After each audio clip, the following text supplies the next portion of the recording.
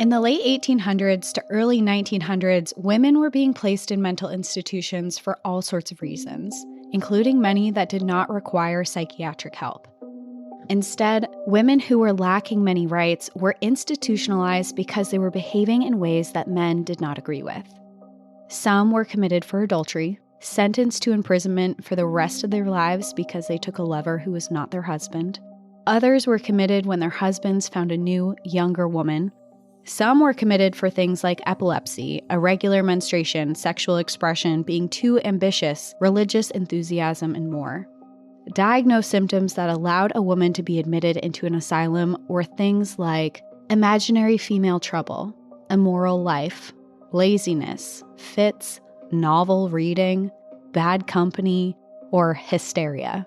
In 1887, a woman, despite the rumors of the horrible living conditions for women, went undercover to investigate the life of a woman committed to an asylum. For 10 days, she endured all that an asylum was as a patient herself. When she reemerged, she told a story that would change mental institutions forever. Welcome to National Park After Dark.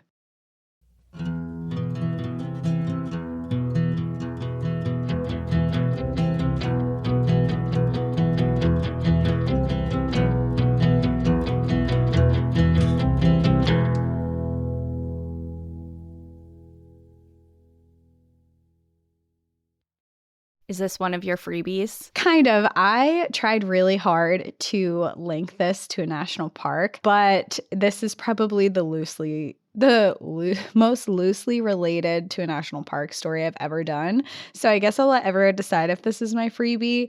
I did this a little bit different because instead of taking us to a national park site, I'm going to be telling a story of a woman who is recognized by the National Park Service.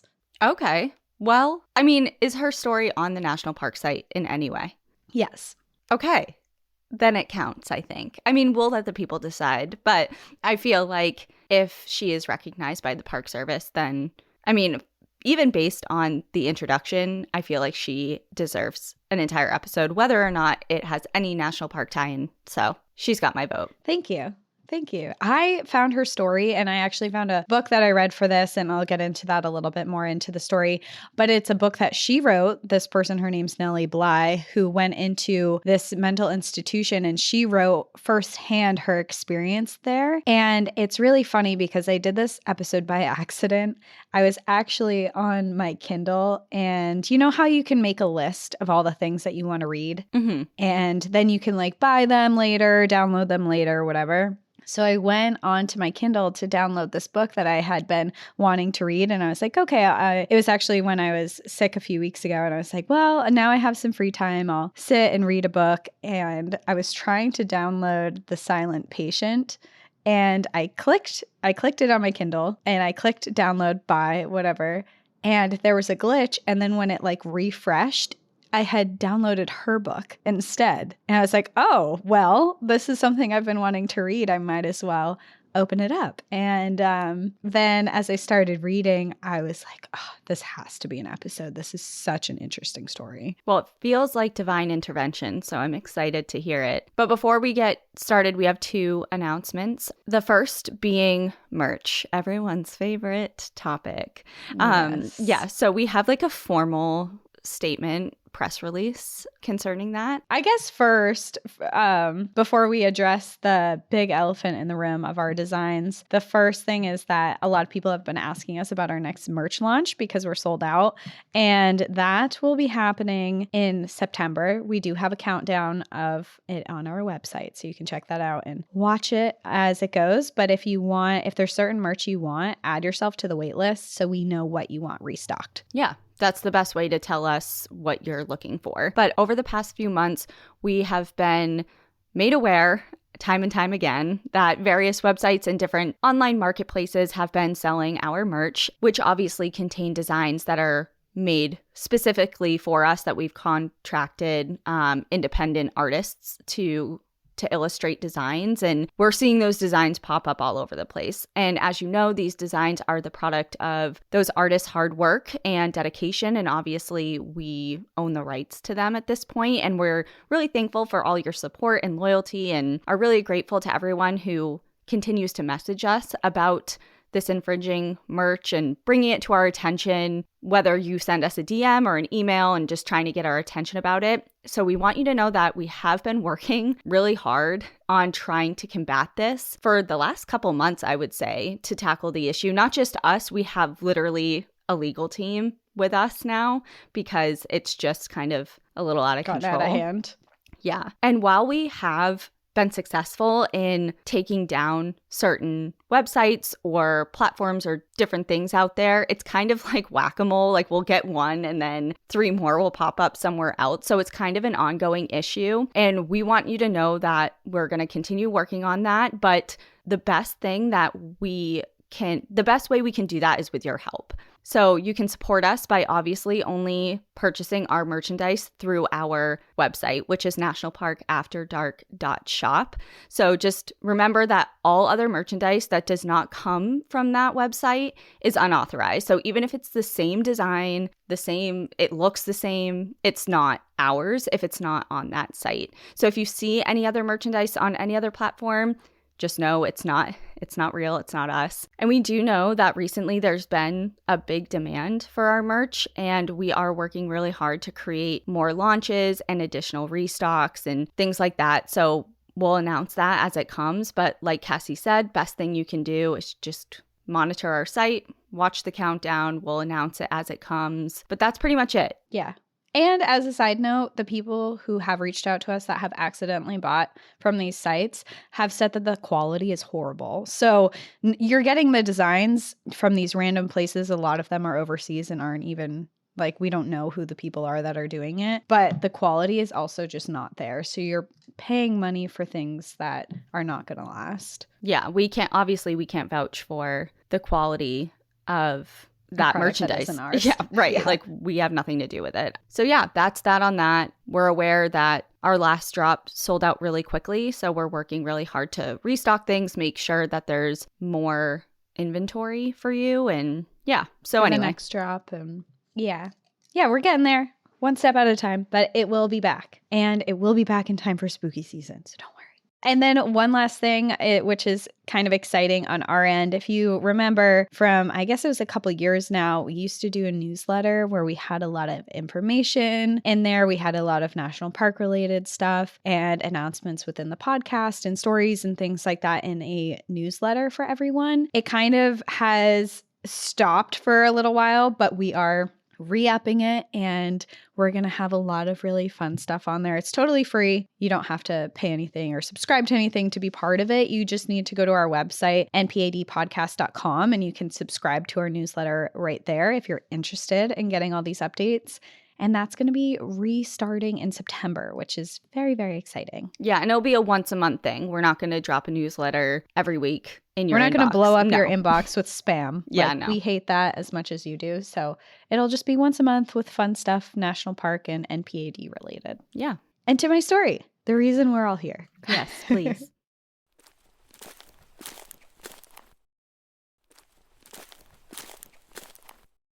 Okay, so today I'm going to be telling the story of Elizabeth Cochran Seaman, who was a woman that was far ahead of her time. And in the 1800s, she worked as a journalist highlighting the unfairness of treatment towards women. She circumnavigated the world. She marched for women's suffrage, was the first woman journalist to ever enter a war zone, among other things. She was also widely remembered for the story I'm going to be telling today, which was an undercover operation she conducted to investigate the conditions of mental hospitals at the time. She convinced officials she was in the need of psychiatric care and was committed for 10 days, where she experienced the atrocities of mental health care in the 1800s. She then went on to write about it in newspapers, where it gained national attention, which prompted the hospitals to implement reforms to their practices. She eventually published her own book, which I mentioned at the beginning of this, which she titled 10 Days in a Madhouse, under her pen pal name, Nellie Bly.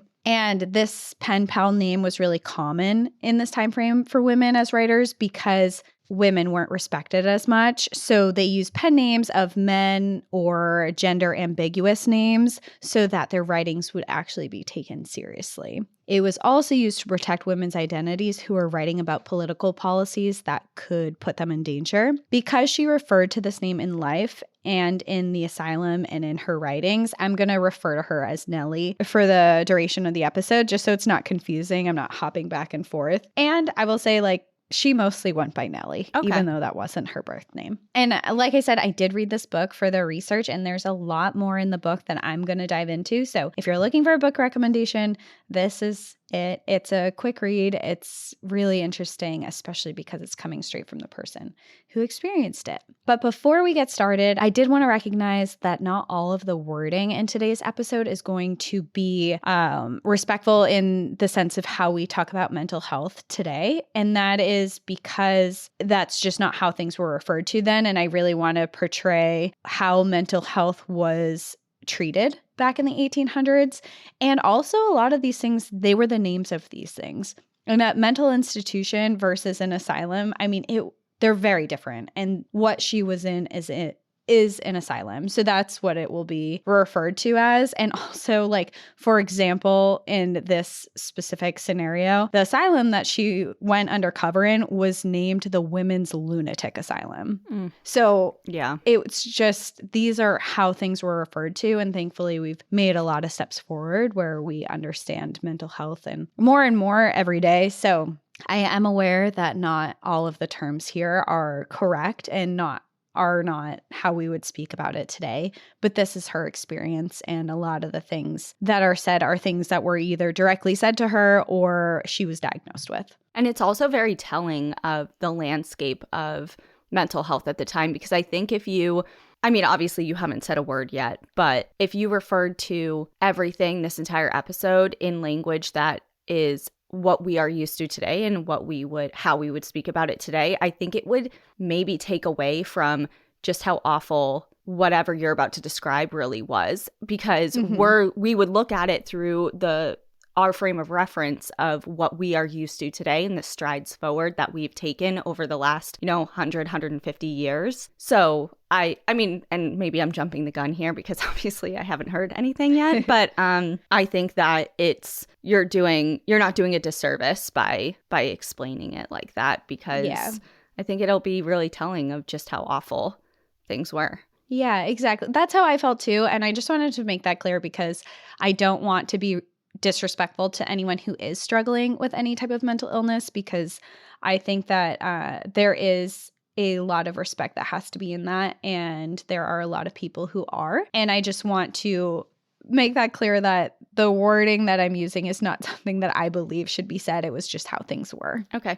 So before we get started into her story, I want to first get started in the background on this hospital that she was at and its location. So before it was the Women's Lunatic Asylum, it housed both men and women and was known as the New York City Lunatic Asylum. It opened in 1839 on the north end of Blackwell Island, which today is known as Roosevelt Island. It is a 2-mile long or 3.2-kilometer island within the borough of New York City's Manhattan on the East River. While today it has a population of over 11,000 people, during much of the 19th and 20th centuries, this island was used primarily for hospitals, prisons, and homeless shelters. New Yorkers at the time gave the island the nickname Welfare Island, and there was no wonder how it gained this nickname, as it had a prison, charity hospital, a workhouse, a smallpox hospital, both men and women homeless shelters known as almshouses, and it was home to the second largest in the country, which was known back then as an insane asylum.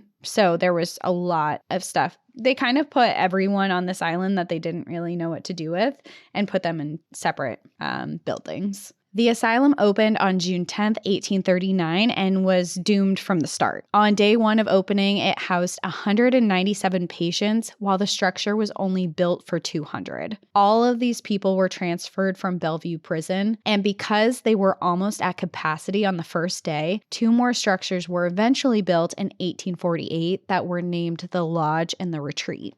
The lodge was built to hold violent patients, while the retreat was built to deal with what they referred to as chronic cases, where many were struggling with thoughts of suicide. In 1868, the lodge housed 190 women, even though it was only built to hold 66. When Nellie would arrive, there would be approximately 1,600 women in the entire facility. So they had the ability to hold a couple hundred, and there were 1,600 women when she was there. Rumors of horrible, unsanitary conditions, overcrowding, violence to patients, and malnourishment of residents leaked back to the city. But largely, people didn't take the rumors into much consideration. It was easy not to think about, as it was kind of separated from the rest of New York City. But also, many of the people reporting these rumors had been what other people had deemed as crazy. Like, these people would come out and be like, these horrible atrocities. And they're like, yeah, you were put in a mental institution. Like, why would we believe you?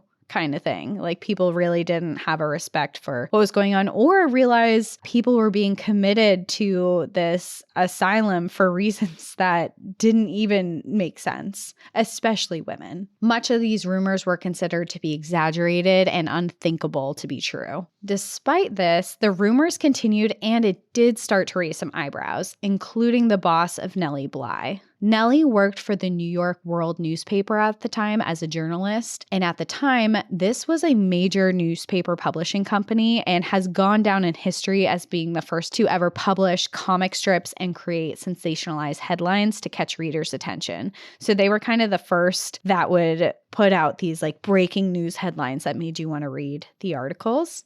Nellie's boss at the time was looking for the next big story to publish and had an inkling that asylums might be it. He asked Nellie if she was interested in going undercover as a quote-unquote crazy person to the women's asylum to investigate. And he was right in assuming that Nellie would be the right person to send. She had already accomplished a lot as a reporter, even though she was only 23 years old at the time. Previously, she worked in Philadelphia as a journalist covering women's issues, specifically looking at women as more than only mothers. She published articles that argued that not all women needed to marry a man and that there needed to be better jobs available to women. She also wrote articles advocating for a reform in divorce laws and how it should be easier for women to leave their husbands. Along with that, she went into deep investigations about mistreatment of women in factories, which once published, she received a lot of criticism for, and was moved to covering more womanly things because she pissed off a lot of people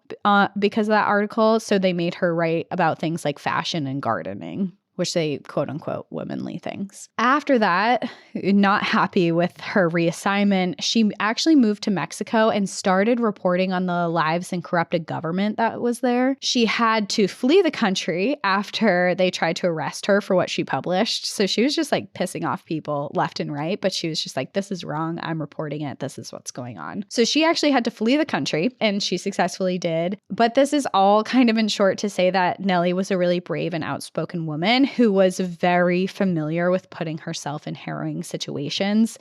So she was the perfect person for the job to go undercover in an asylum, and she accepted the job. It was September 22nd, 1887 when she agreed to go, and her mission was to go in and report back on the inside operations of the asylum, but it wasn't exactly detailed to find something bad. While there was suspicion that things were going on, especially with the rumors, she was simply asked to report good and bad practices and just to be honest with what was happening, whether that meant praising them or casting a light on a bad operation. So it was basically like, don't go in there with preconceptions that this is this horrible institution. I just want you to be honest about what's happening here. Nellie actually had her doubts that she would find anything incriminating. She believed that, like many others, that the story of mistreatment were exaggerated and untrue. However, she was willing to find out for herself what was happening. A major hurdle in this plan was that the paper she worked for had no idea how they would actually get her out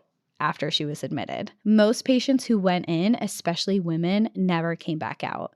And if they did, it wasn't for a very long time. While they didn't have a concrete answer for her, they did say that they would do whatever they needed to get her back, including blowing her cover. To help secure being able to find her, they decided that they would go by the name Nellie Brown instead of Bly so that her initials would remain the same. So going through any documents that they had, they could be like, okay, you have NB here. This is probably our girl. We got to get her out. But scary. What You're a going risk. in and they're like, Oh my yeah, God. Yeah. That we is don't know how to get you bravery. out, but we're going to try really hard. It's like, okay, sounds good. So there was that obstacle, obviously, but the very first thing that she needed to overcome was that she needed to get admitted into the facility. And to do that, she would need to convince them that she was, quote unquote, insane. And this was something she wasn't sure that she was going to be able to do. And part of why she was so nervous about this is because before she went in and did her research, she assumed that everyone that she would be in contact with would be professionals in their fields, and they would be able to tell if she was suffering from some type of mental illness or not. So she was really nervous to go in and try to pretend that she had something that she didn't. She thought that maybe they would just be able to see right through it and be like, you're Exactly. fine. Yeah. I can be like, you don't need this. What are you doing here? You're clearly faking it. And that was a big concern for her. She's like, they're going to know. And so she had two ways that she was thinking of how she could go about getting committed. And first, she thought that she could get in trouble with the law to get their attention, or she could get herself sent to the hospital for evaluation. And she ended up choosing the latter. She's like, I don't really want to get into legal trouble. I don't want to be arrested or do something crazy. I'd rather get sent to the hospital to be evaluated. And in order to do that, she began her journey at a poorhouse in New York City. And this is a house that offered shelter and food for just 30 cents a night. And she brought just about 70 cents on her. She didn't want to have any real money. She wanted a little bit so she could like get in and get established. But she's like, I don't want to have money on me because that might give away that I am not this person that I'm portraying to be. So she arrived wearing her worst clothing and she asked for a room for the night. They had a room for her that she would share with another woman, and securing that was the beginning of her plan. Following that, she did what believed would make her seem crazy. She opened her eyes wide and blankly stared into space. And when people approached her, she told them that she was afraid of the other women in the house. She kept this up long enough that other women didn't want to sleep in the same room with her and began calling her crazy. One of the women who felt bad for her and was like, oh, this woman is suffering, I will spend the night with her, offered up because everyone else was kind of teasing her. And the women in the house were actually being really mean to her and like calling her crazy and bullying her, straight up bullying her. But her plan was working. This was kind of like, okay, everyone believes that I'm crazy, at least here.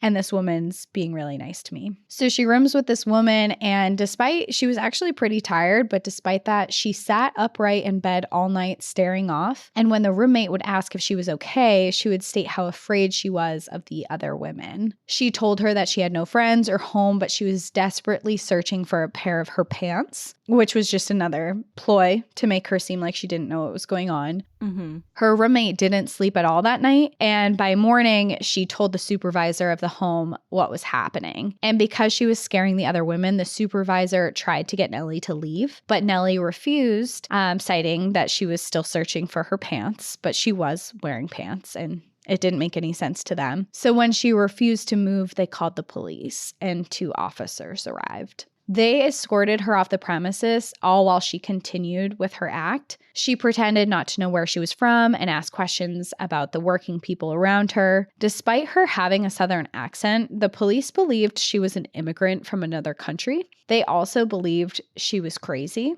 and they brought her to a courthouse to determine where she should be taken. So she was originally from the South. I believe, I didn't write this down. I think she was from Texas. So she had a little bit of like a Southern draw. Mm-hmm. And even though that was like pretty apparent that she was Southern, they're like, oh yeah, you have an accent, like you're from Europe. And at this time in the 1800s, New York City was a hotspot for people from all over. There was a big Irish population, a big German population that was there. There were a Spanish population. There was a conglomerate of people from all over the world that had settled in New York City. So it wasn't uncommon.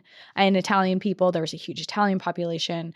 It wasn't uncommon to meet people with accents. Yeah, it was the melting pot. My family came in from Italy through Ellis Island during that time. Oh, wow. Yeah. That's really cool.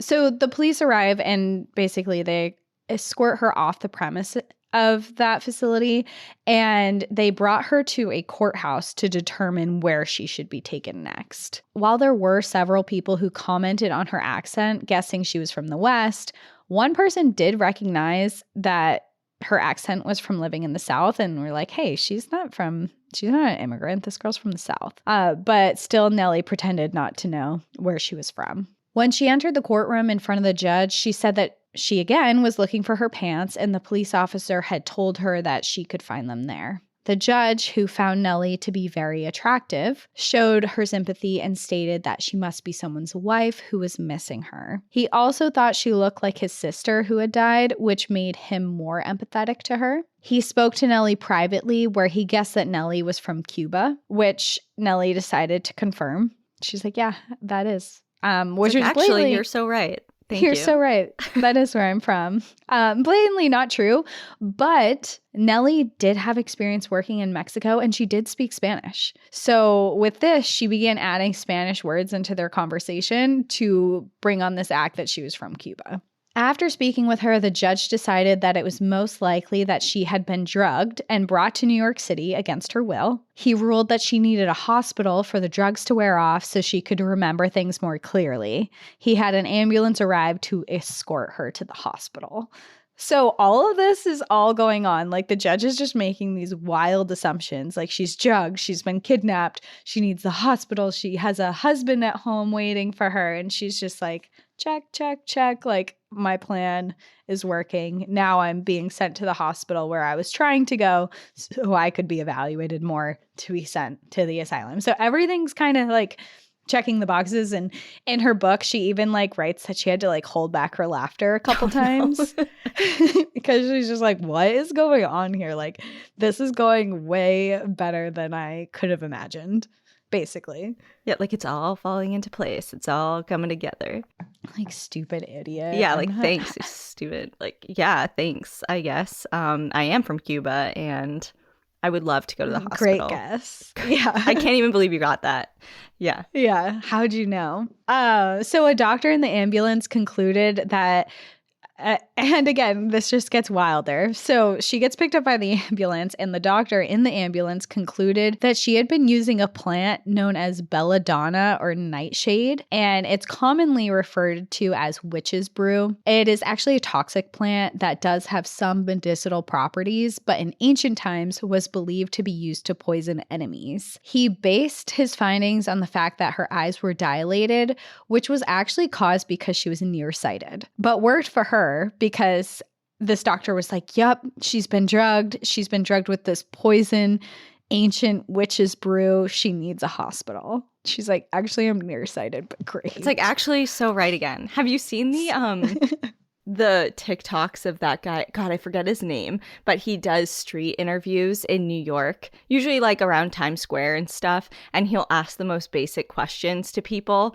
And every time they usually get it wrong, he'll be like, yes. Correct. Yes, I have. I'll be like, what's the capital of Massachusetts? And they'll be like, Miami. And he'll be like, yeah. How'd you know that? You're brilliant. Great job. But and then the other thing that reminded me of the belladonna, I just watched the most random movie the other night. There is no way in hell that you've seen this movie, and if you have, I will be floored. But it was so unexpectedly good. And it has all these huge actors in it, and I've never heard of it. And it's called The Little Hours. And it has like Dave Franco, who is, anyone who knows me knows that he is my Roman Empire, and I love him so much. It has his wife in real life. I forget her name. It has Audrey Plaza. It has the guy from Step Brothers, and like another Will guy Ferrell? from Parks and Rec. No, the other guy. What's his name? Oh, I forget his name. I forget too. Anyway, so there's so many big actors in it, and it's just such a really odd movie. But basically it's about like a religious convent, but the sisters, some of them are practicing witchcraft, and they use belladonna, and like one girl just trips the hell out, and I don't know. Anyways, so that's like a random movie rec for people if you have no idea what to watch. It's pretty sexual, kind of. So if you're into that, like me. How'd you watch it? What do you mean? Like, what platform was it on? I'm pretty sure it was on Amazon. Oh, cool. It's from 2017, so it's a few years old. I've never heard of it, but I've never heard of it either. It was like really good, actually. Cool. So maybe I'll add it to my movie list. It kind of is like one of those movies that's really good, but not much really happens. You know, you're like, oh, it's over. Like I don't know. It doesn't really follow. Like, what did I just watch? Yeah. Yes. It ended, and I just kind of looked at Chaska like, huh, that was. Did you like this? Yeah. It's like, what did you think? Anyway, okay, go on.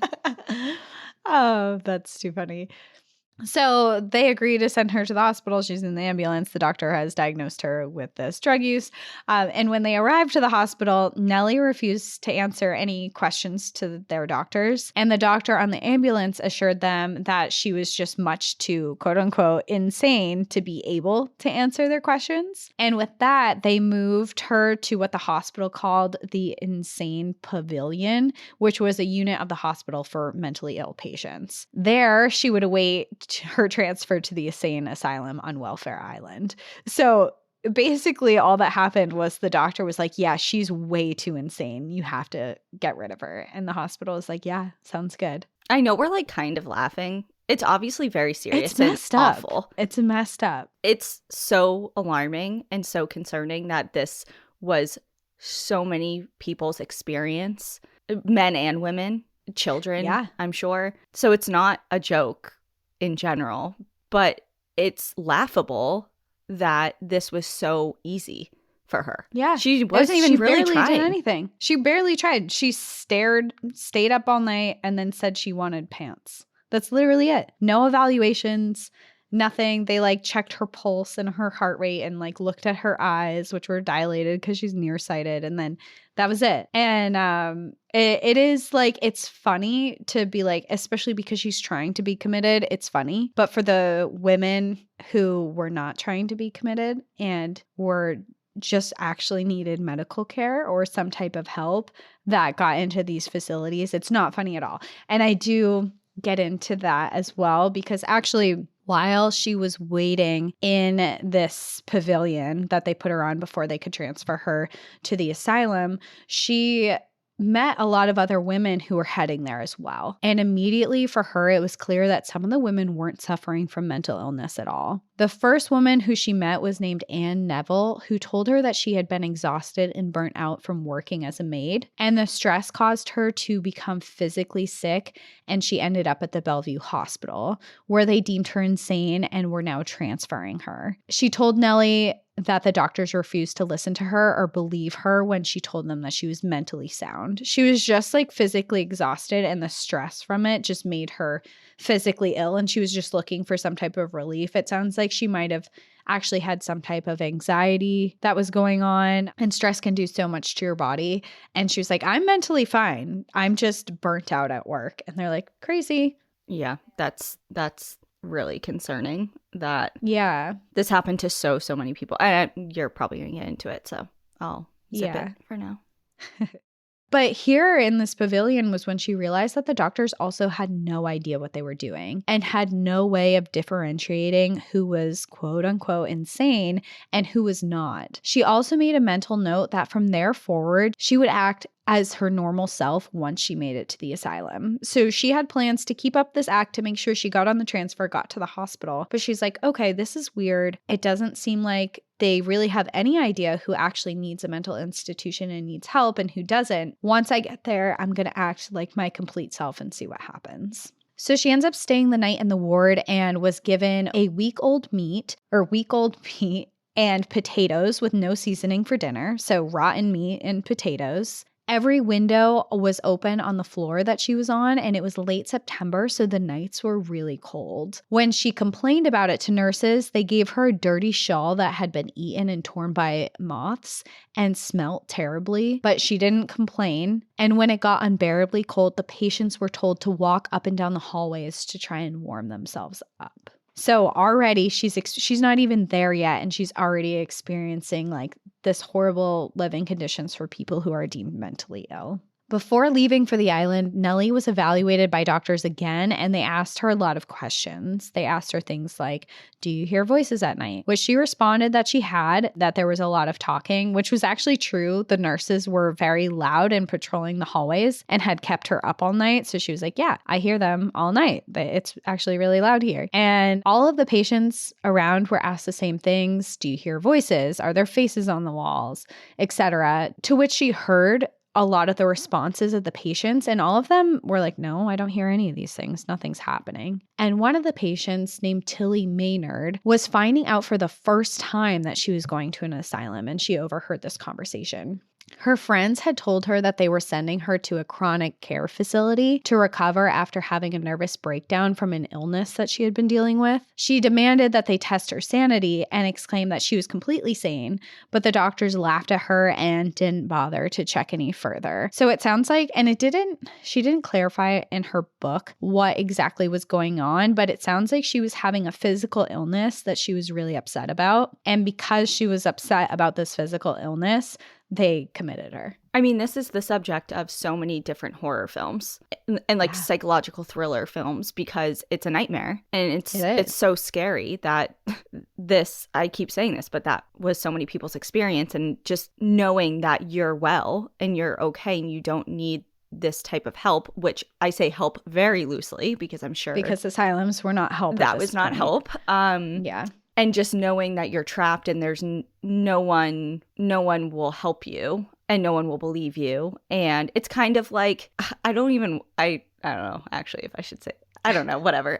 You know, what's it? The Leo movie, again with the movies. Oh, Shutter Island. Shutter Island. Yes. Yeah. Where it's like, was he insane or not insane? Or I think at the end he was insane, wasn't he? I don't know. They had like this whole get up that they played with him all the time where they like let him pretend he was, I'm giving away, spoiler alert. Okay, that movie is like have over not. a decade It's so old, but yeah. if you decide to watch it. But was he though? I thought at the end they like made it a gimmick that like every few months they let him believe he was a detective and let him like wander around the facility, and then he would discover that he was actually the person who was, I don't know. It's like I'd have to watch it again. I thought it was like this, but I thought he was deemed. I thought it was kind of very similar to Inception, where it's like at the end when you're like, is he in a dream or is he not in a dream? Like, I think it was very similar of like, was he truly not well, or was he trapped there? Because he went there as a detective and then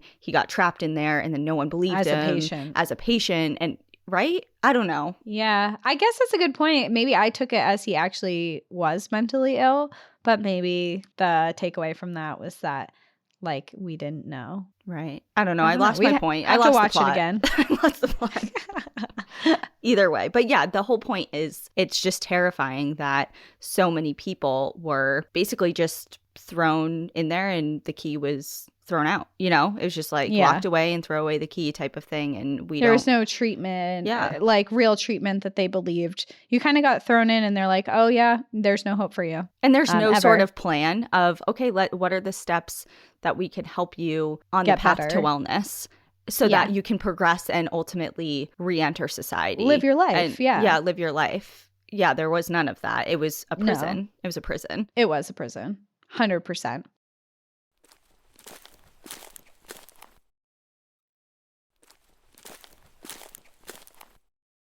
They questioned her a little bit more, so they had asked her about the voices and things like that, which she had responded to. But they also asked her if she had ever been married or if she had a lover at the time, which she said no. The doctor had her stretch out her arms and move her fingers, which she obliged, and she did it all correctly. Even though their interaction was very normal, right after their conversation, she heard him report to the nurses that her case was completely hopeless. Okay, is she nervous at any point in time that she's going to get out of here? Yes, but she's more at this point, she's more happy that her plan is working. And she's also like figuring out that these things that she thought about the hospital and doctors and these professionals is not what she thought. So she is less nervous at this point, it seems like, from her writings, and she's more preparing her story. She's like, okay, she's making mental notes of everything that's going on, and she's like, I need to write about this. This is what's happening. This is what I'm discovering right out the gate. And she's more making mental notes.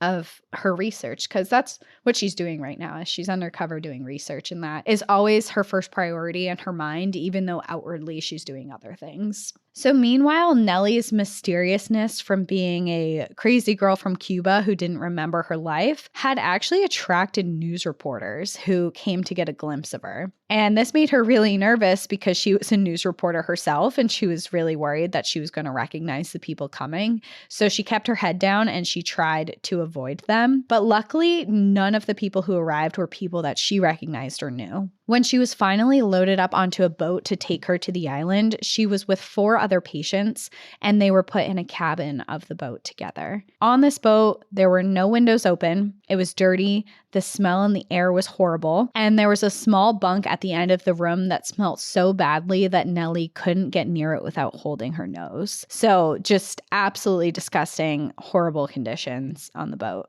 When they reached the island, they were escorted to an ambulance that had been waiting for them. And still in her act, she asked where she was to one of the officers, and he responded with, "Blackwell Island, an insane place where you'll never get out of." And then he shoved her into the ambulance. The intake process was similar to what she had already experienced, with doctors and nurses asking questions. Here she realized that some of the women who were being admitted to the facility were there because they actually didn't speak any English and they had no idea where they were. Tilly Maynard, who I spoke about before, tried to argue her case again to doctors that she was completely sane when she arrived, but again, they brushed her off. Nellie answered all questions that they had as normal, with the exception that she wouldn't tell them her real name and where she was from. So she's Nellie Brown. She has no idea where she's from. During her questioning, however, the doctor was more interested in flirting with the nurse than asking her anything.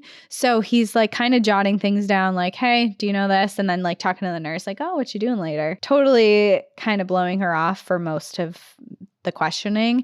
And then at the end, after barely paying attention to her and mostly flirting with the nurse, he writes down in her file that she's crazy and a hopeless case. And once she was admitted, it didn't take Nellie very long to realize that the asylum would be very hard living. She was moved to a floor known as Hall 6 that had about 46 people staying on it. This facility was much colder than the hospital that she was in previously was. Patients were not given adequate clothing, and it was cold enough that you could visibly see the blue of their skin. So, you know, when you're like really cold and your skin like kind of changes color? Mm-hmm. That's what all of the patients looked like. Patients were also forced to sew and make their own clothing, and they were forced to clean the asylum themselves. They were also dutied with cleaning the nurses' quarters and doing their laundry as well. The food was not edible. Dinner consisted of a piece of buttered bread, but the butter was spoiled. Prunes were given, but not enough to feed everyone. And they were given like this gross tea that tasted like copper. While the patients were given this, they could see and smell a smorgasbord of food that was made for the staff. They had meats, potatoes, fresh fruits, brewing coffee, and more. And they could smell and see it, but they were not given this themselves. They just got this bread and like gross tea. On top of those hardships, it was also very clear that there were actual women here that were struggling with their mental health. Loud screams, cries, hysteric laughing could be heard throughout the hallways. Some women, she observed, seemed to be in a comatose state, just staring and unmoving, while others were talking to themselves. So not only are women here committed because they're women and they're just acting out of what has been deemed the norm, but there's actually people here who are really struggling with their mental health and need real intervention and are really suffering that are not getting the care that they need. After dinner was served on the first day, Nellie, along with several other women, were brought to a bathing room. It was noticeably dirty with water buckets that had visible grime on them. Here, Nellie was told to strip off all of her clothes in front of the other women. She protested, but was met with a threat that they would use force if she did not comply. She listened and allowed them to help undress her. She jumped into the tub and found that it was actually ice cold water that they were bathing her in. A patient who had been chattering to herself and holding a discolored rag then approached her and started scrubbing her hard. She begged the nurses to have the other patients leave while this happened, but they told her to shut up. Nellie was so cold that her teeth were chattering and her entire body was covered in goosebumps. And also this patient who's not a nurse is bathing her and literally like scrubbing her skin like raw. After the patient was done scrubbing her, a nurse took 3 buckets of ice cold water and poured it over her head. While this was happening, Nellie gasped for air but was met with a mouthful of water and she felt like she was drowning. Then they pulled her from the bathtub and without bothering to dry her off, put her in a uniform with the words that read Lunatic Asylum sewn into it. They proceeded to do this with all of the patients using the same rag that she was scrubbed with and the same bath water. That night, she slept on a hard mattress, and when she asked if she could sleep in a nightgown instead of the wet clothing she was in, because when she put the clothing on it, they just got wet, she was denied and told that she should be thankful for what she gets by one of the nurses. When Nellie pleaded that the city pays for these institutions and pays the employees to take care of and be kind to the people who need their care, the nurse responded that she would receive no kindness there before locking her in her room for the night. And this is day 1. This is just like first day experience. Introduction. We're not going to be kind to you. We're not going to feed you. We're not going to give you adequate clothing. We're not going to keep you clean. And this is just day 1. During the day, the facility offered no activities for the residents. There were no books to read, groups to join, or any type of stimulation. Patients were expected to spend their time doing chores and occasionally met with a doctor. They were also required to spend an hour outside every day, no matter what the weather was. During these times, they would often see patients from other parts of the asylum as well. So there was kind of this large garden yard that everyone could congregate in this area. And while they were out on these mandatory walks around the grounds, they passed a group of 52 women from the lodge building. And I mentioned this building earlier, and this was for people who were known to be a little bit more violent, or what they deemed as violent. So who knows, like, really what these women were like. They were noticeably dirty, but more than that, they were all tied with ropes together. They each had a wide leather belt on, and attached to it was a long cable rope. And at the end of the rope, they were dragging a heavy iron cart with a nurse sitting inside of it. What? Yeah. This is all what Nellie observed while she was there. So basically, I picture like workhorses. Yes. With the cart. But they had with a cart in the back. But instead of horses, they were using human women to pull it. Okay. For what is the purpose of that? Just abuse, Unknown. I think. Yeah. Yeah. The atrocities that Nellie witnessed only continued from there. Nellie observed as women cried and begged for more clothing from the horrible cold of the facility. She watched as they refused to eat the horrible food and became ill. She saw the nurses torment the mentally ill patients by scaring them and making fun of them. They would prey on their ailments. If they heard voices or feared the devil, they would egg them on. And more than the emotional abuse, the staff was really violent. Tilly Maynard, who was an older woman, was so cold her body was shaking. She asked the nurses for help, who she had noted were wearing heavy jackets, and Nellie intervened and told them what they were doing wasn't right. And she even went to the superintendent for help because the nurses are wearing these big heavy jackets. It's cold in there. This older woman is begging for some clothing because she's so cold, and they're like, no. So she went to the superintendent for help.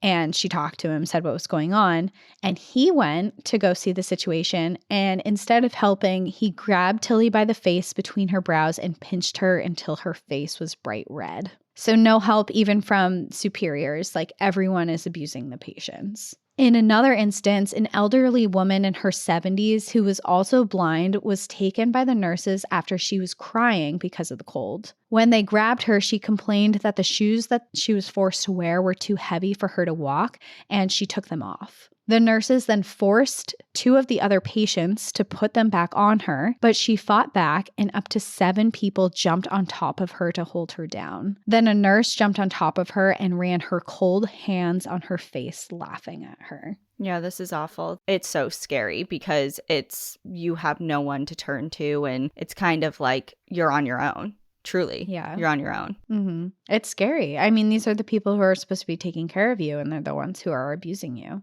And you're in a place that maybe you don't even belong. Well, I would argue that no one belongs in a place like that.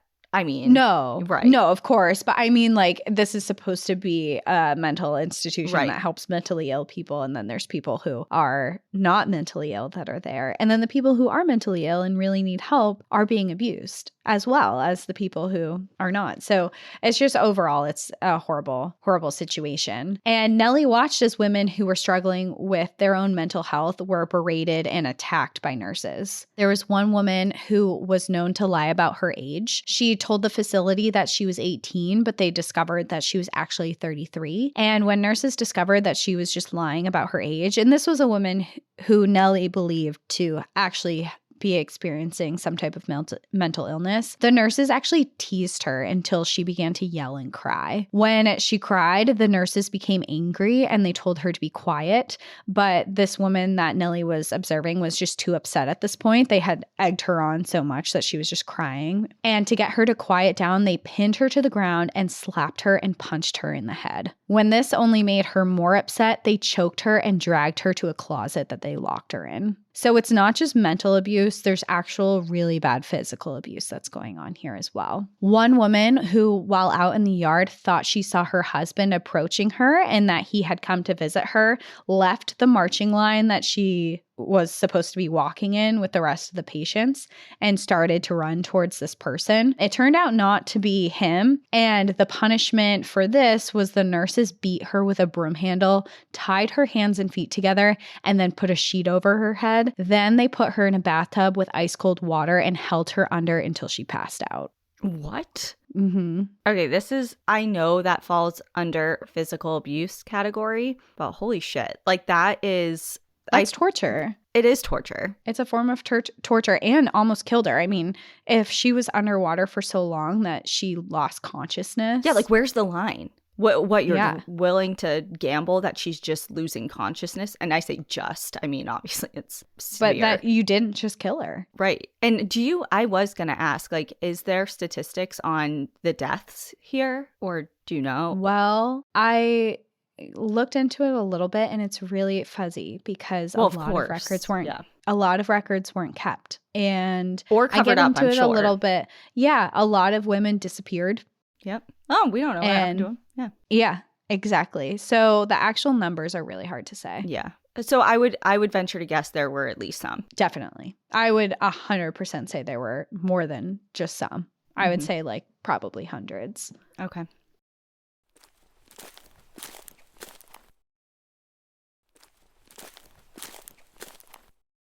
With each passing day, Nellie became more and more determined to tell these women's stories and help them. She couldn't wait to expose the facility for what they were, and she felt a deep sense of guilt that she knew that she was going to be leaving while many others were most likely committed for the rest of their lives. Because she knew how it was that most people didn't get out. So she was there, and as she's watching this, she's feeling awful. She's feeling horrible. She's feeling guilty. And she's just like, I have to do my due diligence and make the world know what's happening here. During all this, there had been a newspaper report about Nellie in the papers. They detailed her as a girl who had no idea where she was or remembered her family. And this prompted families of people searching for their own missing loved ones that seemed to match her description to actually come to the asylum and visit her. Each visitor left discouraged to find that she was not the person that they were looking for until one day she was called into the office for a visitor who she did recognize. A man who she had known intimately for years was sitting waiting for her, but it was clear from the look on his face that she was not the person he was looking to find, and he was shocked to see her.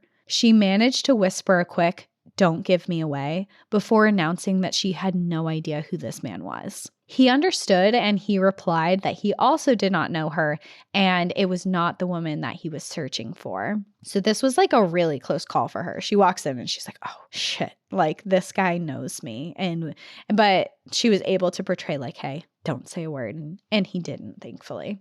As the days carried on, Nellie made it her mission to speak to these women and hear their stories. They detailed stories of abuse, of not being listened to, and they also told her the reason they found themselves there. The stories ranged from physical illnesses to applying to homeless shelters for women who were struggling for money and being brought there instead, to people who spoke little English and couldn't advocate for themselves, to women whose husbands had had them committed. One woman she met who spoke little English told her that her husband had committed her there when he discovered she was having an affair. Another woman was there after she got angry while she was working as a cook, and some maids who didn't like her came in and deliberately made a mess of what she had just cleaned. When they got into a fight, the police were called and she was committed. They were like, oh my God, a woman's angry, put her in an asylum. Yeah, put her away. Can't have that. Yeah. Nellie, like a true journalist, she stuck on task and asked questions from people throughout the facility. She would try to stay up as long as she could throughout the nights so that she wouldn't miss anything that was happening to the patients. The nurses took notice that she was staying up all night, and they tried to give her a drink with a drug she didn't know what it was to try and make her sleep. She tried to refuse, but they made her drink it, to which she then forced herself to vomit it back up when they left. So she's like, I don't need this. Like, I'm fine. And still they like shoved this drink down her throat. And keep in mind for this, she is now acting completely herself. She's not pretending to be crazy. She's not acting weird. She's acting exactly how she would in everyday circumstances. The only difference is she's not saying who she is because that would give away her cover. And with that, with acting like she normally did, she voiced her concerns to nurses and superintendents. She even demanded her release and stated that she was not insane and did not belong there. She questioned them on how they were able to determine insanity when the doctors did not listen to patients and barely interacted with them. And so she's not only like acting sane, but she's calling them out on what they're doing. They're like, hey, how do you know I'm insane? You've barely talked to me. You don't talk to any of the other women in here. How do you deem that I'm supposed to be here? Let me out. I'm fine. Just to see what their reactions would be. And for each time, with each demand that she made, with everything she asked, they didn't listen to her. They didn't respond to her. They just laughed at her, told her she was crazy, and told her that there was no hope for her and she was never getting out. So she, of course, knew that wasn't true. As her work had promised, after 10 days, they did send someone for her. A lawyer named Peter Hendricks arrived at the facility under the guise that Nellie had family willing to care for her and that she no longer needed the asylum and was to be released. So they were like, hey, we know who she is. This is our girl. We'll take her from here. So with that, they complied, thankfully, and they were like, okay, we'll get her out of our hair then. And as soon as Nellie got home, she got to work on her article. On October 10th, 1887, she published part 1 of a 2-part publication of her experience, titling it Behind Asylum Bars. On October 16th, part 2 was released that she titled Inside the Madhouse. Later, those same articles were published as her book, 10 Days in a Madhouse, that I used for this episode. And her writings gained national attention and pushed for the reform of asylums. And it also gained the attention of the court system in New York City. Imagine being those people. Oh, what I would give to see the look on their faces. Yes. To be like, oh my God. I mean, I would pay such good money for that. To be like, hey, we had someone undercover and they saw everything that you're doing. Yeah. Or like, I mean, I know that it didn't go down this way, but when she was vouched for and that lawyer came to get her. Yeah. Like, if she could just drop the mic at that point, be like, I know it would have been like, it would have compromised a lot. So I get why she didn't do but that. It would have been nice. It would have been really cool to have an in-person moment of like, gotcha, bitch. I'm burning this whole thing to the ground. Mm-hmm. Burning it all down. Yep. But at the same time, she wanted them to be found out for what they were, so she wasn't going to expose them right then and it would have compromised a ton. Like, I totally they could have hid everything, you know? So her articles gained attention of the court system in New York City, and she was actually summoned before a grand jury to tell her story. After hearing her experience, it was decided that this matter should actually be investigated further. They asked her to accompany them to a surprise visit to the island, and she happily agreed to go back. Okay, this is the moment. Like, remember me? This is the moment we're waiting for. Remember me. But what meant to be a surprise to the facility in order to catch them in the act turned out a lot differently than they hoped. Just before their arrival, the asylum was given a heads up that they were coming. Just over 2 weeks after her escape from the asylum, she was back. Her trip to the island was very different this time. Instead of the dirty, smelly boat that she had arrived to on the island before, they were put on a clean new boat and told the other one was being repaired. Sure. The asylum had changed too. The kitchen was clean. They were cooking sufficient food for the patients. The beds that Nellie had experienced sleeping on were replaced with nicer ones. The dirty buckets to bathe with had been replaced. The mistreatment of patients was not shown at all.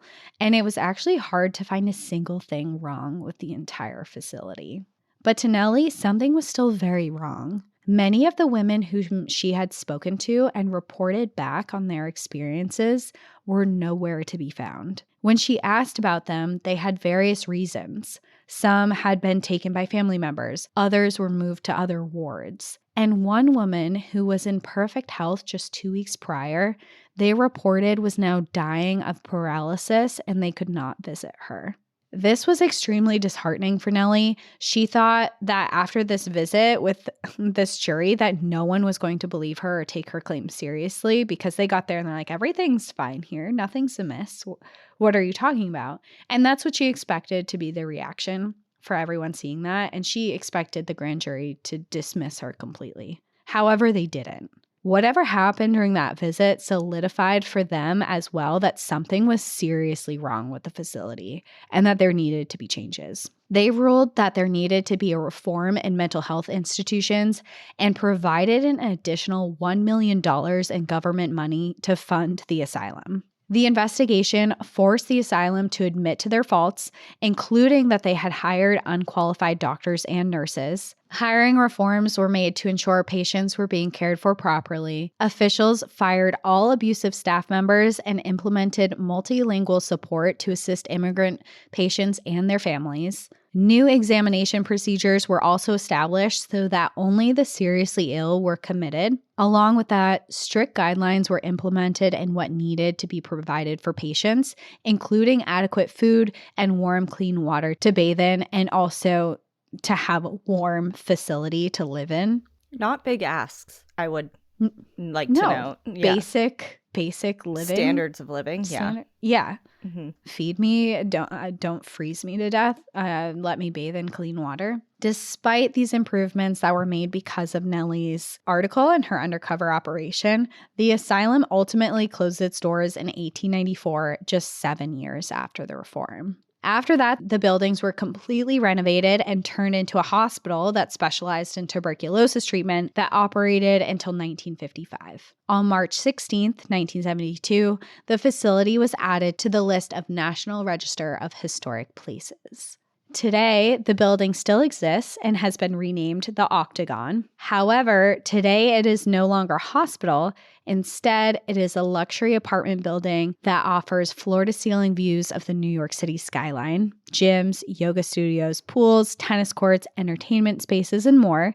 And a studio apartment here costs a cool $3,211 per month. I was just about to say, and now they're homes.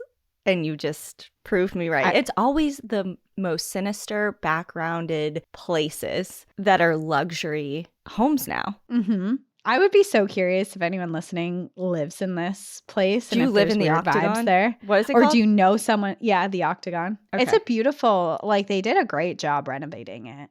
And it is in a cool location. But the history behind it is just so, between the asylum and the tuberculosis clinic and everything in between, it's just, I mean, it's I'm looking at it right now and it does look really dope. Mm-hmm. But you can tell it was something. Yeah. For sure. It still has its bones. Yeah. Wow. Mm-hmm. I would be so curious to see if anybody lives here or it's on Atlas Obscura. Oh, I bet. The Roosevelt Island Octagon Tower. When we make a New York City trip, we'll have to go over there. Yeah. Wow. This place is really, really interesting. The pictures of all the nurses on the spiral staircase. Yeah. It's creepy. And then it's creepy. Next to the brand new updated. People are just carrying their groceries up and down that. And I wonder if everyone knows what happened there or if they just were like, wow, this is a beautiful location. I wonder if there's any sort of signage about the history of the building, because a lot of places do have that, but I feel like that's for homes that have not so such a dark colorful. such a dark past. Yeah. Interesting. I do think that there is a plaque on the building for the... Yeah, like behind the bushes and stuff, yeah. Yeah, yeah, it's great. It's $3,211 a month for a studio. Nothing included. Not even a 1-bedroom. That is a studio apartment there. Yeah, nothing included. But it is, I would love to walk. I mean, the building looks amazing, and I would be so curious if someone lives there. And it has to be haunted. There's no way. Yeah. That's like a building where like years from now they're going to find like buried bodies on site or something. Well, yeah, all these people disappearing and have no idea we don't know what happened to them. Yeah. Or they were claimed, they went home. It's crazy. It's crazy that like in the short time you were gone, they happen to be claimed by their family and they're fine and well and yeah. Or they died. Or we don't have no idea who you're talking about. Yeah. Like which we've is never heard even of them. Scarier. Yeah, and one of them in her book, she mentions there was a woman who spoke Spanish who she had gotten close to and had been speaking to. And when she came back, that woman wasn't there anymore. And they denied knowing who she was. Yeah, see, that's some stuff where that property holds a lot of secrets still, yes. I'm sure. Yes, very dark secrets. So as for Nellie, the year after her time in the asylum, she took on an adventure to circumnavigate the world with the idea to turn the fictional book Around the World in 80 Days into reality. She gained worldwide interest when the World paper organized a grand prize for whoever could estimate her completion of the trip down to the second. And in just 72 days, she completed her journey mostly alone and joined the world records for her feat for being the fastest to do so. The record was beat a few months later when someone else did it in 67 days, but still amazing to do, especially as a woman in her lifetime. She later went on to marry a 73-year-old man in failing health and took over his fortune and his iron manufacturing business. Okay. You're smiling through that. Just like queen. Nellie for president, honestly. Nellie for president, yeah. Like queen. On that queen shit. Just the smile that you had while you were... I had to include that. Yeah. I mean, it's true. It's what happened. He was happy with her his last years. And she inherited a fortune. Unfortunately, the business did end up going under after a factory manager embezzled a lot of her money, and she did end up going bankrupt. Afterwards, she went back to journalism, but she was pretty happy to do so. She was just kind of living her life. She loved journalism too. Nellie died of pneumonia on January 27th, 1922. She was buried in the Woodland Lawn Cemetery in the Bronx. And this is the part where I tried to tie in a national park, kind of. Okay. So she is recognized by the National Park Service, so that is true. And there's places on National Historic lists that are in the story. But the Woodland Lawn Cemetery is on 400 acres of rolling hills overlooking the Bronx River and was designed by some of the most notable American architects in history. One of them was Frederick Law Olmsted, who was an architect who has gone down in history as the father of landscape architecture and also the first park maker in urban areas. He's designed famous spots like Central Park in New York City and Niagara Falls State Park, among others. He was also part of the group of people that proposed Yosemite to become a national park. And in 1883, he opened a full-time landscape architecture business in Brookline, Massachusetts, that today is managed under the National Park Service as the Frederick Law Olmsted National Historic Site. And that is how I tie a national park into the story, as she was buried in a cemetery that was created by someone who has their own national park. Okay, I see your train of thought, and it's a valiant effort. But truly, I missed the mark, didn't I? I feel like I lost you well into that, but I feel like it counts because she was recognized by the Park Service, and we could just leave it at that. But thank you for trying. Yeah, I tried really hard. Yeah, but thank you. I don't know. This might be my freebie. It was just such an interesting story, and her work did change the reforms in mental health institutions, not just the one that she was a part of, but across New York at minimum, and then places also in other areas of the country started being looked at because of her work. So she did make a huge contribution, and it's a really interesting story that I was inspired to tell. Yeah. I mean, I thank you for sharing it. It was very reminiscent of the Night of Terror that you covered. Yeah. Also in New York. Also New York, also a lot of horrible treatment of women and, fighting for reform. And yeah, so good job. Thank you for sharing it. And I don't know, I think I didn't change my stance. I think it counts. No, you don't. I'm less sure now. I will say that. It might be my freebie for the year. And that's okay. That's okay. We're in August. So that's true. You're good. January 1st coming back. It's coming back. Cool. Awesome. Well, thanks everyone for hanging in there, and we will see you next week. In the meantime, enjoy the view. But watch your back. Bye.